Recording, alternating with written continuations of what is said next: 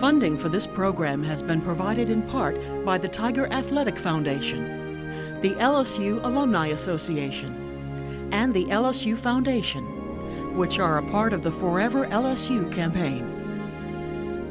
Additional funding has been provided by the Foundation for Excellence in Louisiana Public Broadcasting.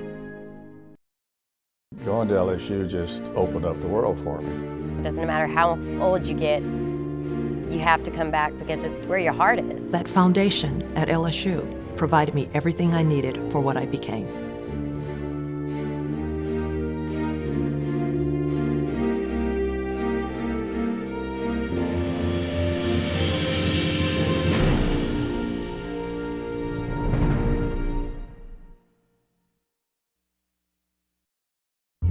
In the early 19th century, the United States was still a very young agrarian nation.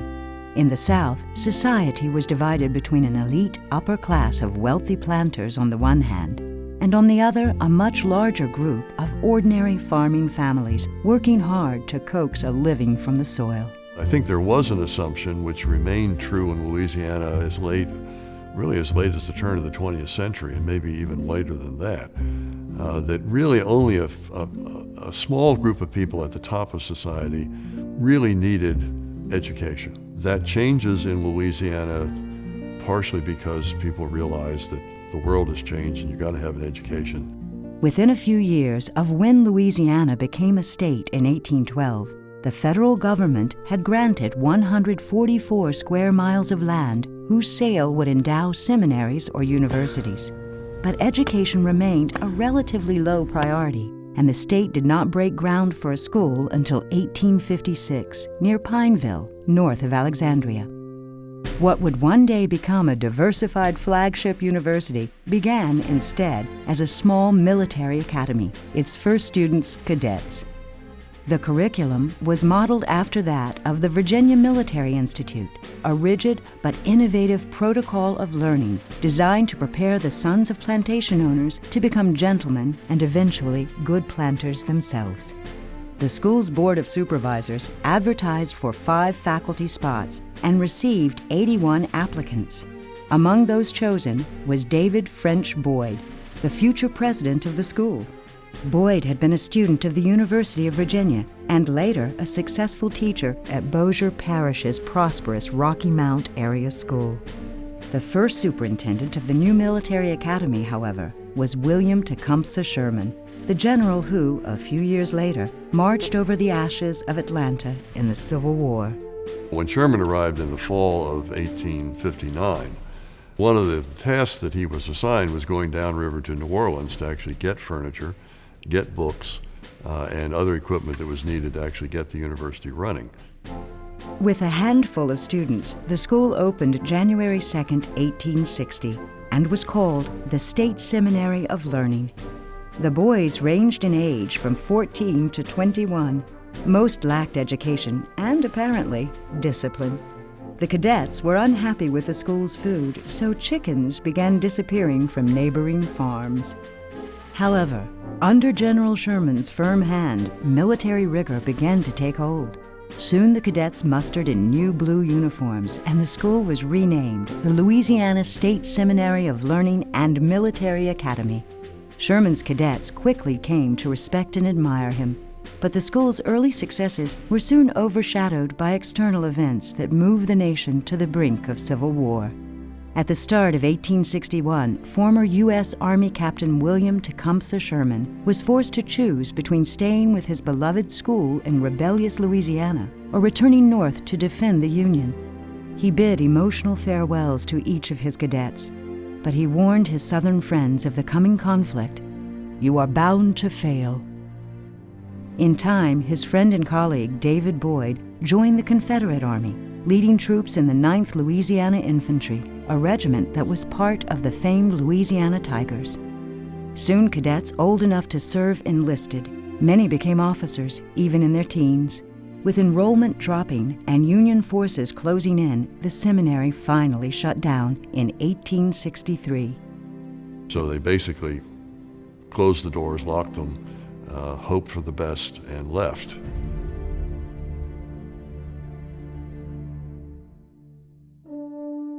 The war had left Louisiana in ruins. Countless young soldiers had lost their lives. Town and countryside, homes and schools, all had been affected. Used by the Union Army as a hospital, the seminary was left with leaky roofs, rotted floors, demolished furniture, and missing equipment. Now, without a board of supervisors, the task of reopening fell entirely to David Boyd. With 66 preparatory students and 32 freshmen, the school struggled to stay open. 4 years after the war, David Boyd invited his friend, General Sherman, to address the cadets. It was a bold move, since many Louisianians still harbored strong anti-unionist sentiments. Even the local newspaper urged civility among its readers. While they may not forget the bloody scenes of the war, we hope they would be willing to let the dead bury the dead and treat him with respect and kindness. Louisiana Democrat, February 1869. The event proved to be a public relations victory for the school. Sherman warmly greeted the townsfolk and was warmly received in return when he visited the beloved campus he had not seen in 8 years. At the 1869 commencement ceremony, 8 cadets received their diplomas, the first degrees conferred at the Pineville campus and the last. A fire later that year destroyed the seminary building. Just 2 weeks later, the seminary reopened in Baton Rouge, occupying the north wing of the state's Institution for the Deaf and the Blind. Students were crowded as many as 6 to a dormitory room. Still, David Boyd labored to turn the disaster into an opportunity, regarding the move to Baton Rouge as a fresh start. His old friend Sherman recommended a new title for the institution. Sherman wrote to Boyd and said, well, now in effect you graduated your first class. Let's not call this thing a seminary. Seminary is where girls go to school. It should be called a university. He suggested various names, and the legislature essentially went along in 1870 and changed the name to Louisiana State University. Following the Civil War, the years of Reconstruction were a tumultuous time for Louisiana and its new university.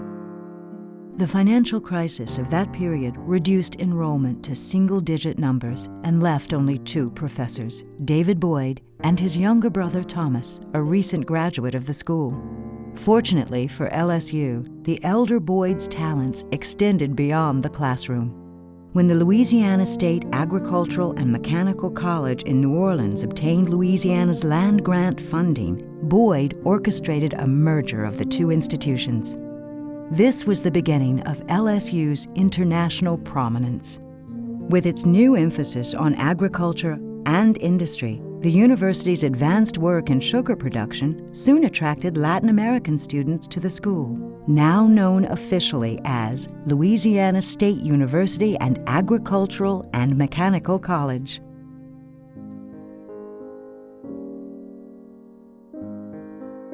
My family's been here in Plaquemine, farming sugarcane and other crops for generations, and LSU, I think, was connected from very early stages. I think without it, we would not have a Louisiana sugar industry without the efforts of LSU Research and Extension. After the merger of the 2 institutions, David Boyd soon turned his attention to finding a permanent home for LSU. He considered the abandoned Army post near downtown Baton Rouge a perfect site for the school. Now LSU's campus encompassed more than 200 acres of land and about 20 buildings, including the landmark Pentagon Barracks. David Boyd had achieved remarkable things for LSU in a few short years and attempted with limited means to keep it up to date with national trends.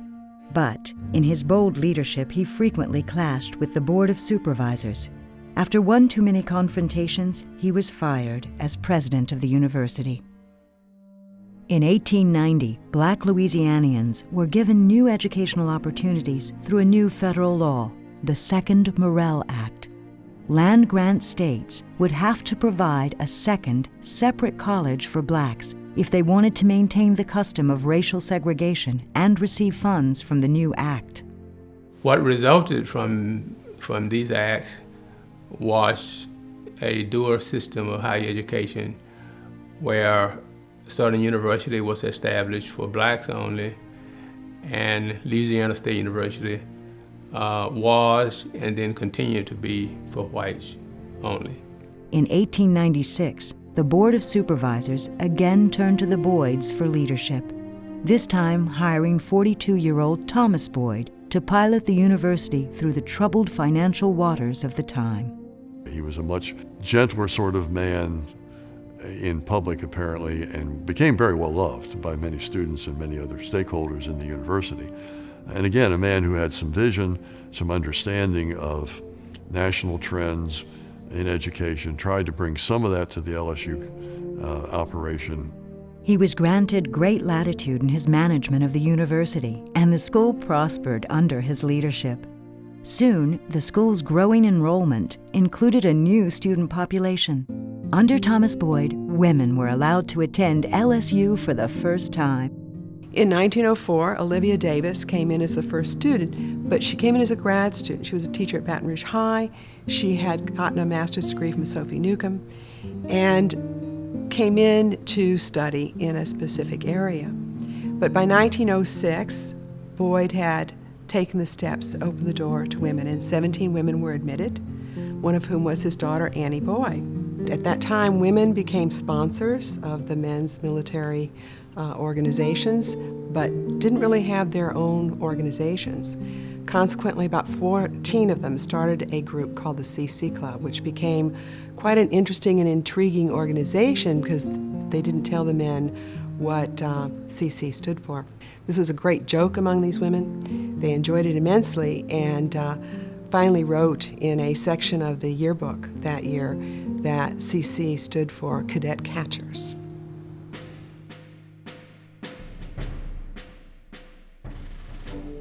Baseball had been played at LSU since 1869, but by the turn of the century, the new game of football had become the school's favorite sport. The game was first introduced to campus by chemistry professor Charles Coates in 1893. He was familiar with football in the Northeast, where it was very popular in colleges, but he came to the South and found it was really non-existent here. So he started to get students together to play football, to teach them about the game. In many respects, the game was very different from the revered pastime that's recognized today. It was a very rough sport. There wasn't a lot of pads, there were no helmets, there were a lot of serious injuries. It was a brutal, brutal game. It was not long before fans were gathering in great numbers to cheer their fighting Tigers. The term Tigers actually came from a regiment in the Civil War, made up of a battalion of New Orleans and Donaldsonville soldiers, and they were called the Louisiana Tigers. We had no real uniforms. The players and the families of the players went to a local store that had Mardi Gras ribbons. The store was all out of green, and so they got the purple and the gold ribbons and put them on their uniforms, and thus purple and gold was born at LSU. The game grew more and more popular through the years, but it was in 1908 that fans came down with the first true case of Tiger fever. We had an unbeaten season. Some people still look back on that as our first national championship. There's no record of the 1908 team being a national champion, but they are called the champions of the South. And it was the first really, truly great team in LSU football history.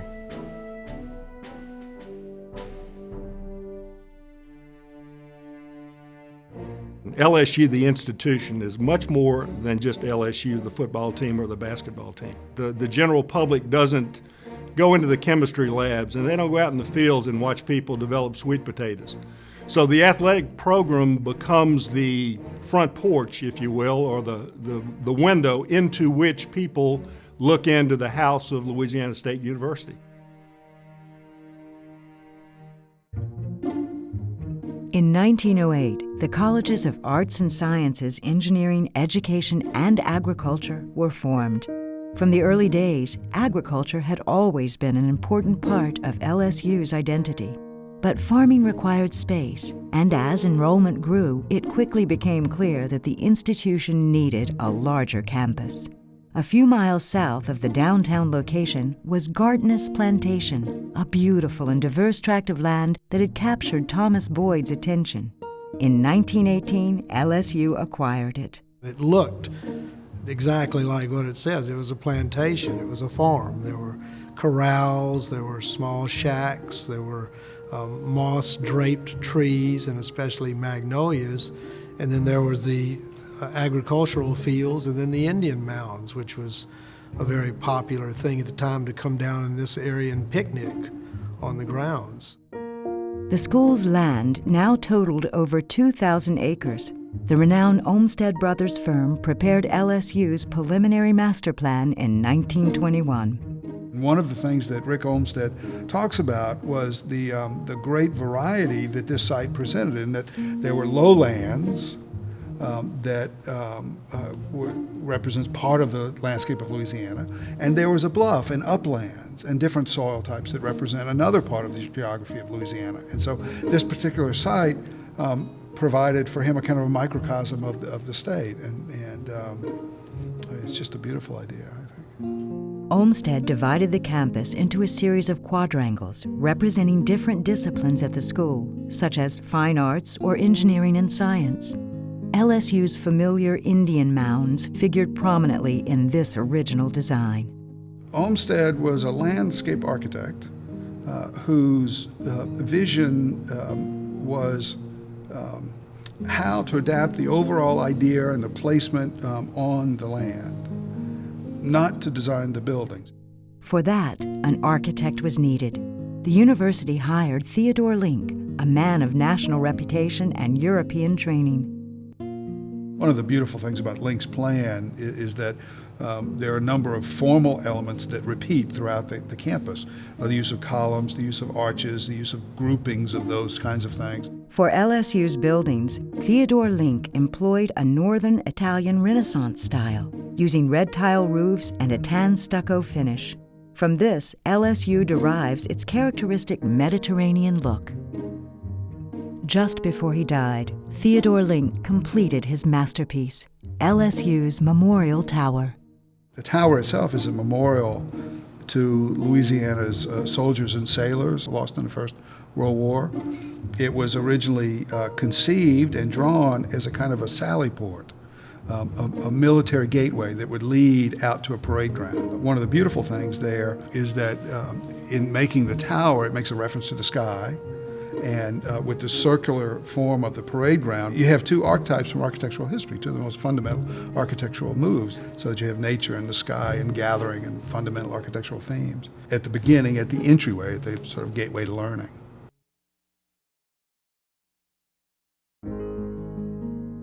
I received my degree in architecture from LSU. LSU is truly one of the most beautiful college campuses in the country. LSU has the prettiest, architecturally correct, beautifully maintained campus I've ever seen in my life. Students were thrilled with their huge new campus. Compared to the crowded downtown location, the new LSU was a pastoral paradise of grazing cattle, gravel sidewalks, and a shady grove of magnolias. In 1924, construction began on LSU's new stadium. Later that year, on Thanksgiving Day, the famed Tiger Stadium hosted its first game. With 18,000 in attendance, LSU lost to Tulane, 13-0. There's various points in our history where football and the popularity of football took a leap.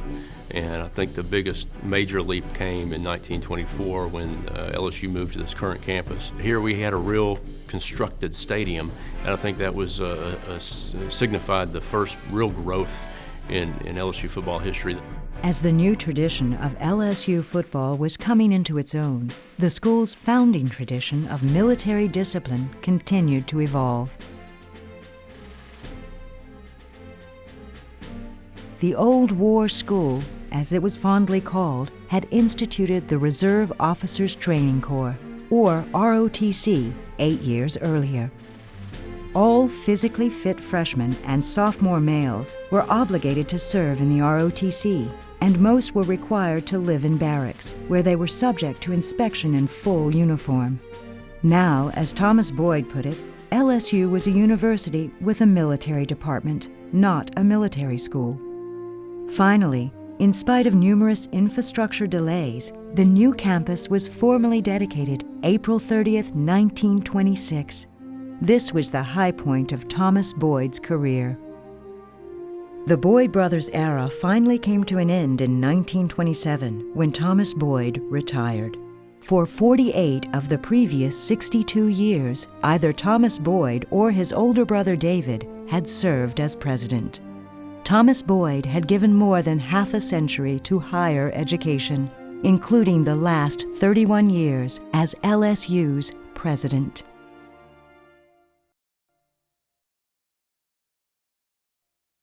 LSU achieved full accreditation the same year Louisiana's most colorful politician took high office. Huey Long was elected governor in 1928. After he survived his impeachment in the spring of 1929, he began to take a very active interest in LSU. I think because he realized that the university offered opportunities for political theater. And in LSU, Huey Long had found an ideal stage on which to perform. It didn't take long for the Kingfish to show that no one could stand in the way of what he wanted. Huey wanted a 125-member band, and that was considered outrageous. The band was very small. He asked Dean Frey, how could I go about getting a 125-member band? And Frey answered him, you'd have to get a new president and a new board, thinking that would be the thing that stopped Huey. And of course, the result was a new president and a new board. And he got his big band. Long was a frequent guest at the Roosevelt Hotel in New Orleans, where he had long admired the band and especially its leader, Castro Carrazo. It was 2 o'clock in the morning, and some men came up there and told my grandfather, he said, you're wanted in Baton Rouge by Huey Long. And he told him, he said, you're no longer working at the Roosevelt. He said, you're my new band director at LSU. He said, and I want the biggest band that there is. And he said, fine, I can do it. And that was the beginning of their friendship, their close friendship. What do you think about that? I think it's fine. As much a showman as a politician, Huey Long was fond of marching with his band, sometimes as the drum major. Huey said, well, we're going to march through downtown Nashville, show off you boys. And so Lou Williams was a drum major, and he wore white flannel pants and a white flannel vest with gold braid on the front of it. So Lou was getting the white flannel pants pressed when Huey decided it was time to go. So Huey said, give me the baton, I'll be the drum major. So Huey led us through downtown 4 blocks, and Lou had to run 4 blocks to catch up with Huey to get his baton. Huey Long took a great interest in LSU football, often to the displeasure of some coaches. Biff Jones was a football coach at LSU back in the Huey Long days, and his team was behind at the half. Huey Long strode over to the dressing room and said, I'm going to talk to the team, and Biff said, nobody talks to this team but me. Well, Huey Long stormed off. The president was sitting there. When Huey got there, he said, I want that coach fired. And the president said, I can't fire him, he already quit. Besides football, Long's favorite pastime was politics. And like it or not, LSU soon found itself deeply involved in that game as well. In 1930, our budget was about $600,000, and he increased it to $3 million in one fell swoop, a 5-fold increase in the university budget. Long's Share Our Wealth program promised the poor even more than President Roosevelt's New Deal, elevating the Kingfish nationally. By one estimate, more than half the student body by the time he died were on some kind of state job or state scholarship, most of which were given out for political considerations. Long became a political threat, and Roosevelt responded by cutting off all federal funding in Louisiana. It was not restored until after Huey Long's death in 1935. LSU's new campus continued to flower.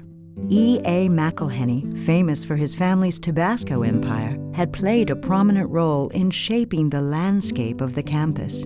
He had designed a formal arrangement of plants that gave LSU the appearance of an orderly garden.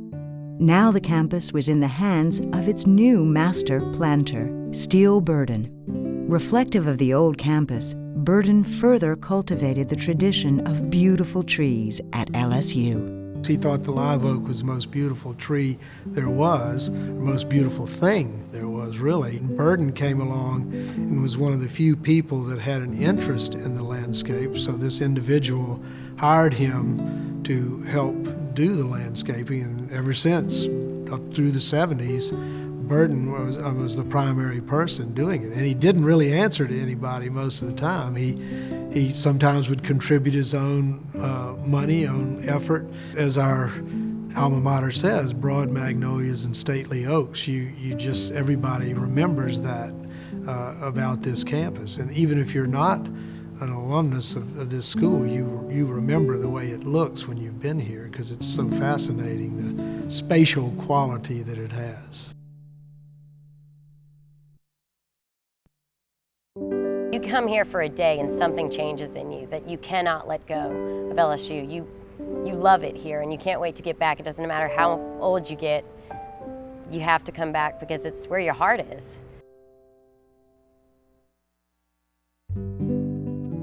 While Steele Burden planted oaks on campus, LSU athletics expanded its stadium and added lights.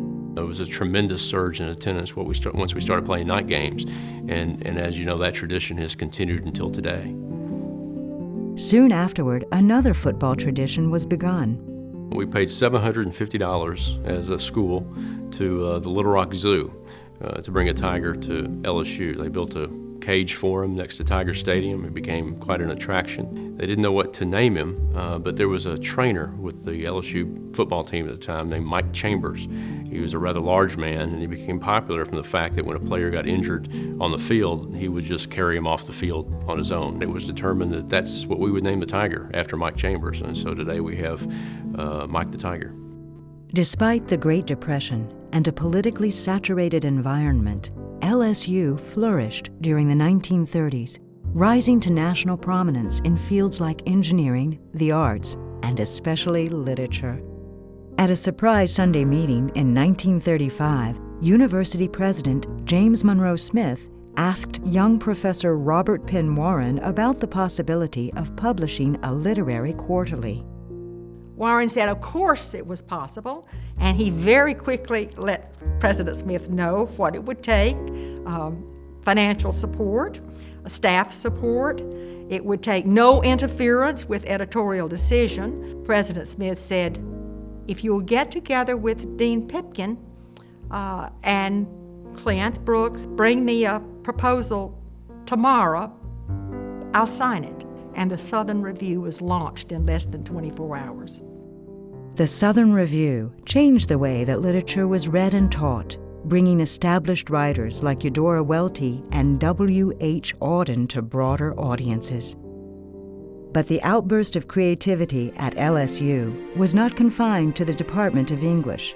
Particularly noteworthy were the efforts of young art students and the talented painter who instructed them, Conrad A. Albrizio. Exciting new work was also accomplished in newly established doctoral programs, the LSU Press and the Department of Speech and Music.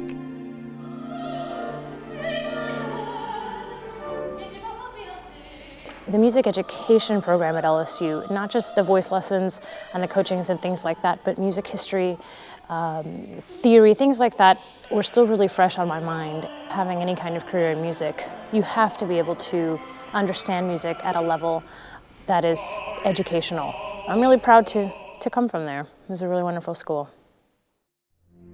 LSU had this enormous growth in the 1930s, whereas most colleges and universities in this country were hard times. They were actually having to let professors go. But there was Huey Long and the infusion of money and a dream of making LSU a great university. Following Huey Long's assassination, Richard Lesh became governor in 1936. His relationship with President Franklin Roosevelt was much more amiable, and once again federal funds flowed into Louisiana, with LSU as a major beneficiary. However, in 1939, a financial scandal broke that landed Governor Lesh and LSU's president, James Monroe Smith, in prison. Despite his scandalous reputation, the university broadly expanded its range of majors under Smith's leadership, and it enhanced programs in the liberal arts, social sciences, and music. So I think in many ways, even though he was in the end corrupt and a crook and an embarrassment to LSU, James Monroe Smith actually did a good deal to help develop the modern university that we know today. Under the new governor, Earl K. Long, widespread corruption continued to taint state government, but not LSU.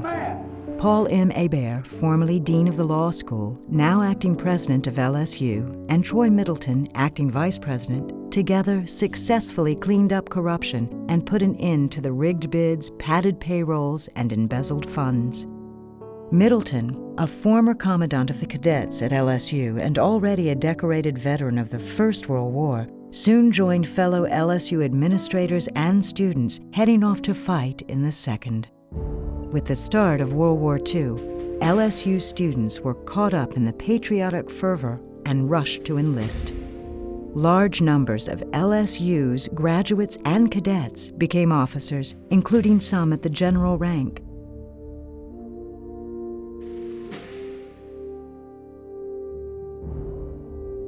Enrollment dropped at an alarming rate as male students enlisted in droves. Female students at LSU soon outnumbered men for the first time.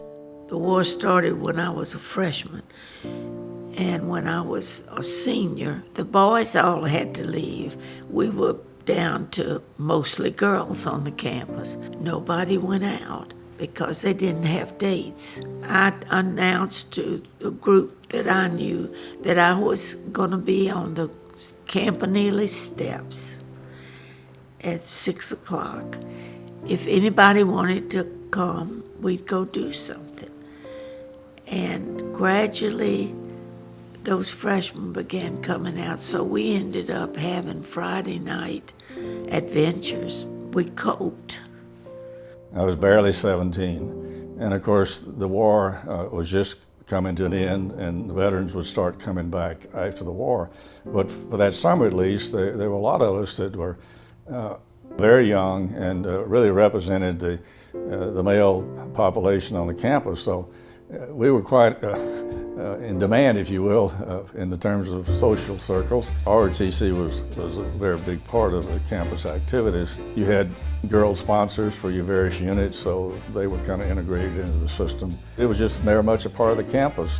Following the war, the GI Bill allowed veterans of war to attend any public or private college or university. LSU scrambled to cope with thousands of former GIs showing up for fall 1946 semester. Young veterans who had won the war for America soon formed the well-educated body of citizens that charted the country's bright future throughout the rest of the 20th century.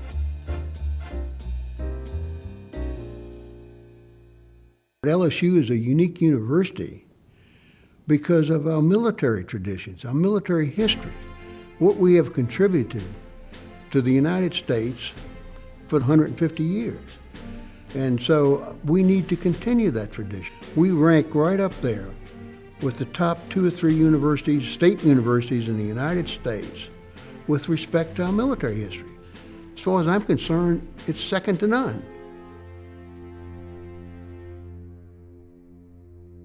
In the 50s, the NAACP and others battled to abolish LSU's separate but equal policies of old. Roy S. Wilson became the first black student to attend the LSU Law School, admitted by court order in 1950. Even though LSU fought hard to prevent desegregation at the undergraduate level, New Orleans civil rights attorney A.P. Turow prevailed in his suit against the university. In 1953, his 17-year-old son, A.P. Turow Jr., became the first African-American to enter LSU as a freshman. It was the beginning of the worst experience that I ever had. I was totally rejected by the adults, by the faculty, and by the students. And the plan was that if we give him the silent treatment, and we ignore him, and we pretend that he's not here, and anybody that speaks to him or is friendly with him will be ostracized and blackballed, then he will leave because he'll be too miserable to stay. And I didn't go there expecting that to happen. Undergraduate racial segregation at LSU would persist for another decade, but Thoreau's experience there remained with him long afterward. And now I've been back 6 or 7 times, and I'm over what happened to me, but it's still a very big part of my soul, you know. I mean, it'll never leave me. I mean, and I guess it shaped me in a way to help me understand things better. Even as it grappled with desegregation, LSU experienced a period of growth under the guidance of President Troy Middleton. Old buildings were renovated and new ones built. In 1958, the football team came into the national spotlight under the leadership of Paul Dietzel. Some of the best players that he recruited were right here in Baton Rouge and right here in Louisiana. And that led to the great team of 1958. So exactly 50 years after our first great team in 1908, we had our first real national champion, consensus national champion team in 1958, led by Paul Dietzel. Besides the national championship, what people remember about Dietzel's tenure as coach was that night in 1959 when Billy Cannon made his famous Halloween run. I saw the ball and it hit, and I saw it take a high bounce, and I saw Billy Cannon eyeing it. And I thought, no, Billy, no. Because all you had to do is catch the ball and have someone hit it, boom, and the game would be over. But it didn't work that way. That was the dad-burnedest football game I've ever seen, and that cannon run was magnificent and beyond anything I've ever seen before. No other athlete in the world could have made that run at that late in the game, as tired as everyone was, but he had that great stamina. Billy Cannon raced some 89 yards for a touchdown. Listen to the cheer for Billy Cannon as he comes off the field. By the late 1950s, LSU's enrollment surged past 10,000. Campus social life blossomed with student organizations, homecoming festivities, and expanding fraternities and sororities.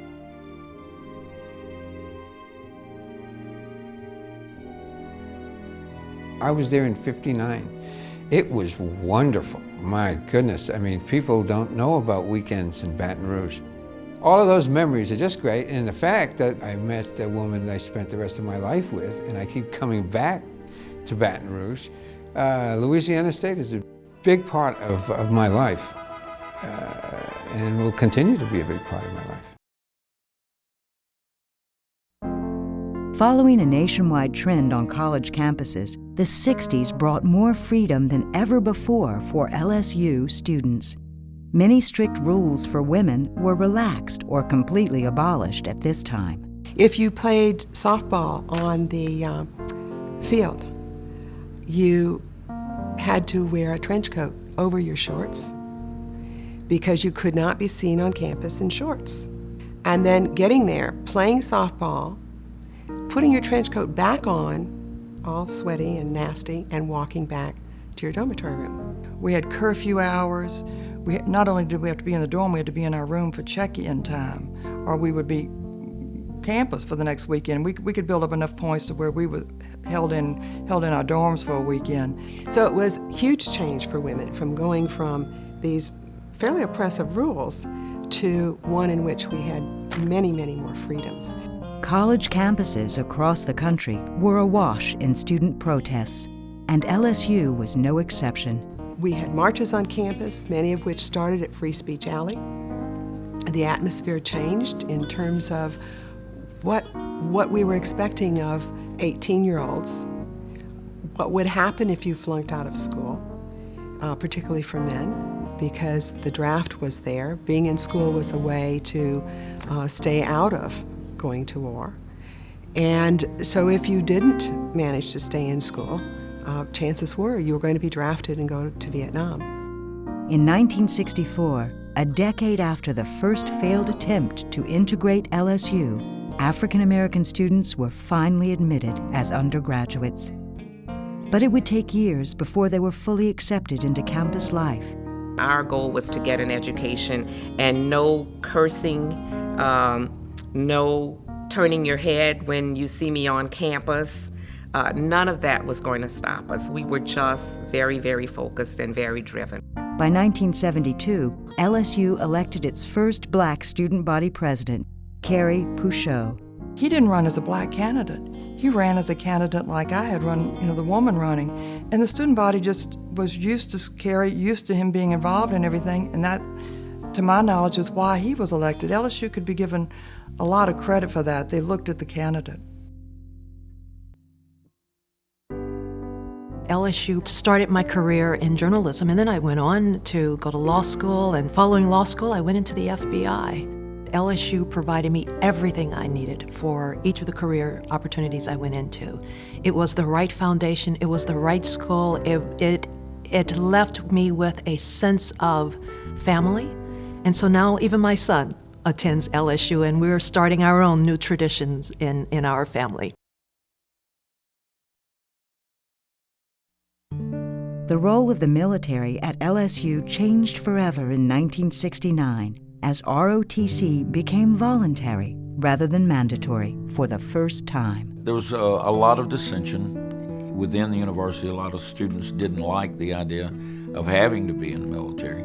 They were certainly pro-America, but they didn't feel like that was the right thing to do to make them do that. Cecil Taylor, as chancellor, gave me a call, and we talked to the head of Air Force ROTC in the country. And this was in early 1969. And he told me, looked me in the eye and said, we want it to be voluntary. And and he said, the Army is the same way. ROTC was not the only area to redefine itself in the 60s. A 1963 self-study posed a pivotal question for the university. What are you doing, except in agriculture, where we already had a strong research tradition, what are you doing about research? As a result of the exceptional work of the faculty of the chemistry, physics, mathematics, and geology departments, LSU obtained a Centers of Excellence grant from the National Science Foundation. The university soon gained recognition in many of the sciences and even the humanities. Most notably, historian T. Harry Williams, one of the most popular professors in LSU history, was awarded the Pulitzer Prize for his biography of Huey Long. T. Harry Williams was one of my history professors and a fascinating teacher.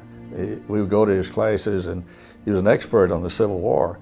And he'd get up on his desk and put his chair, and he would say, I'm General so-and-so, and we're riding through the battlefield of Gettysburg, and here's what's happening. As individuals like Williams brought prestige to LSU, the institution as a whole garnered new stature as well.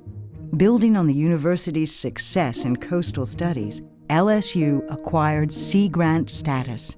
It had been a land-grant university since the 1860s. But the Sea Grant designation came during the 1970s. We became the 13th institution in the United States to be so designated. As a Sea Grant school, LSU accessed a new source of federal funding. Along with the new research emphasis, LSU also saw swelling enrollment, an enrollment that included a thriving and diverse community of international students. The university's student population was now 20,000 students on a campus designed for 5,000. The need for new construction became acute. During the 7 years while I was chancellor, we added over 1 million square feet of academic space, new space. We also were able to remodel a number of the buildings on campus that were really in very sad shape. And we undertook a project to see that every building on campus would be air-conditioned.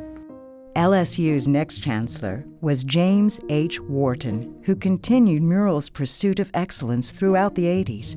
Along with increased graduate education, he prized research. Well, if you're going to claim that you're a major research operation and that you're attracting the federal funding for research, it requires that you have the faculty that can compete for those federal dollars. And graduate students are so critically important in engineering and all the sciences to that effort. And so it was clear that we had to increase our graduate enrollment. Wharton, in a controversial move, pushed for LSU's first admission standards for undergraduates. No longer would every student with a high school diploma who applied to LSU be automatically accepted. Now, a certain degree of academic excellence was expected. Enrollment slightly decreased, but did not devastate the university as some had predicted. What did undermine the university was a sudden drop in oil prices. Relying on tax revenues from petroleum, Louisiana and LSU spiraled into a dire financial crisis.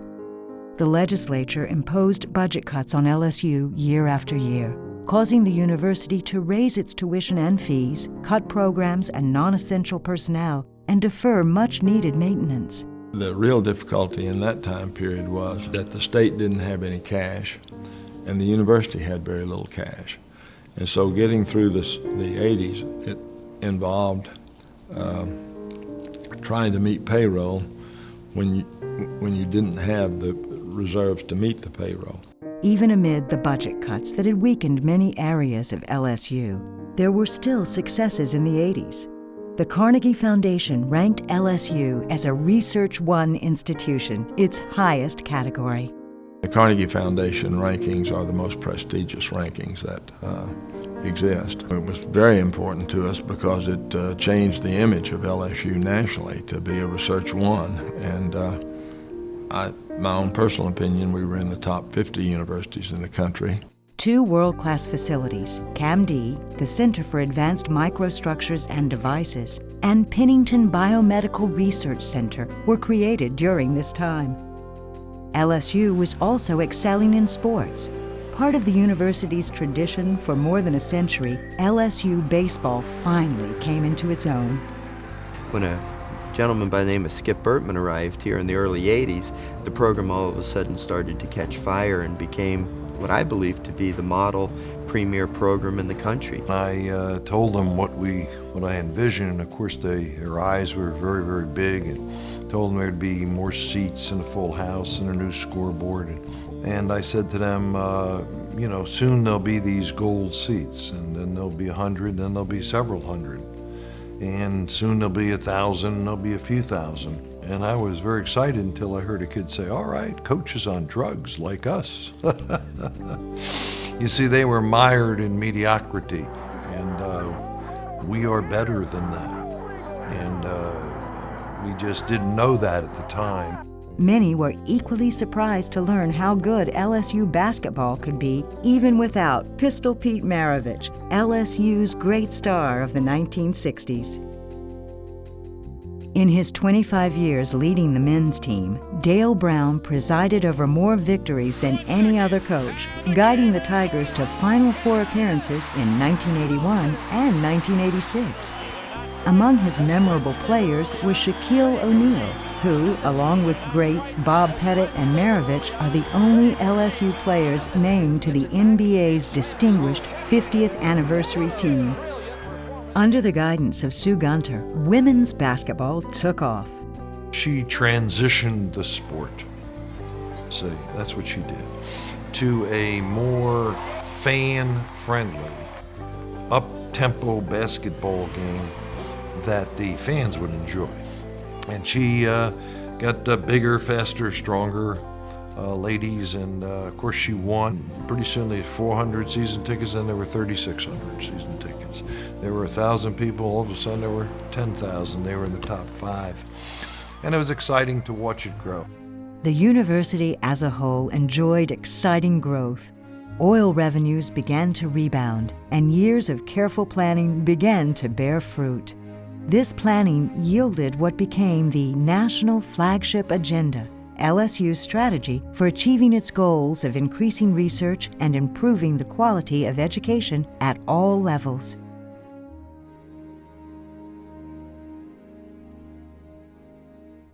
I got my PhD from LSU, and I think that prepared me for my future life. My primary activity in the HIV field is to try to develop a vaccine, and LSU provided independence, which was probably one of the most important factors of me being able to be creative.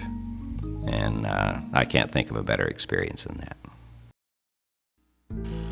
Beyond the individual students it has served, LSU has also created vital connections to the larger community, especially in times of crisis. In the aftermath of Hurricane Katrina, for example, the Pete Maravich Assembly Center and the Carl Maddox Fieldhouse opened their doors to victims, becoming the largest acute care field hospital in U.S. history.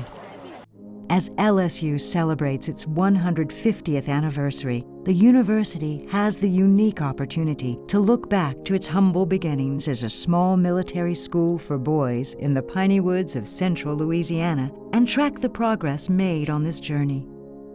The challenges to that commitment remain as daunting in some ways as any of those faced by David and Thomas Boyd. Financial need still shadows the institution, and education is still a relatively low priority for many Louisianians, just as in their day. It's a wonderful history, rich and filled with people that have come to love the institution. But it's also a platform, it seems to me, and a challenge for the future. As we look back, I think it's very important that we look ahead and say, those who created this place have given us a challenge to continue to recreate it, to be the great university that they had made it in their time, that we must make it in ours.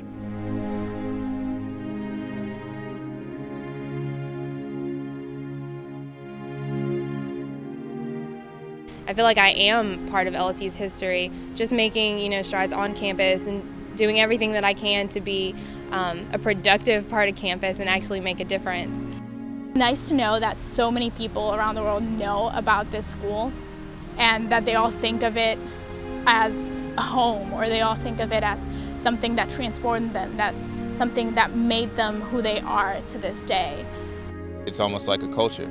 I mean, our athletics, our academics, the number of people that have graduated from this school, the number of fans that have sat in the stadium on Saturday nights, is just something that's a part of Louisiana, and it's going to be here forever.